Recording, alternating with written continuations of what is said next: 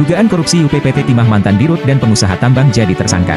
Tim penyidik pada Direktorat Penyidikan Jaksa Agung Muda Bidang Tindak Pidana Khusus, Jampitsus, telah menetapkan 5 tersangka baru yang langsung ditahan termasuk mantan Direktur Utama PT Timah Tbk Muchtar Riza Pahlavi Tabrani Jumat, 16 Februari 2024. Menurut Kapus Penkum Ketut Sumedana, 5 tersangka tersebut terlibat dalam berbagai aktivitas yang merugikan keuangan negara dan lingkungan akibat penambangan ilegal timah. Mereka diduga terlibat dalam praktik korupsi dengan membentuk perusahaan-perusahaan boneka untuk mengakomodir pengumpulan biji timah ilegal dari UPPT Timah Tbk Kamis, 15 Februari 2024. Dalam pengembangan kasus ini, tim penyidik menemukan bahwa tersangka HT alias ASN merupakan pengembangan penyidikan dari tersangka sebelumnya yang sudah ditahan, yakni tersangka TN alias AN dan tersangka A.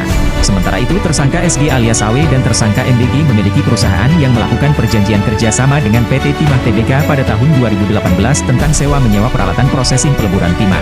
Untuk mengumpulkan biji timah yang ditambang secara ilegal, tersangka MDG atas persetujuan tersangka SG alias AW membentuk perusahaan boneka yaitu CV Bangka Jaya Abadi, BJA, dan CV Raja Wali Total Persada, RTP. Total biaya yang dikeluarkan oleh PT Timah Tbk terkait biaya pelogaman di PT SIP selama tahun 2019 hingga 2022 mencapai Rp971.581.982.776. Perbuatan para tersangka telah mengakibatkan kerugian keuangan negara yang dalam proses penghitungannya melebihi kerugian negara dari perkara korupsi lain seperti PT Asabri dan Duta Palma.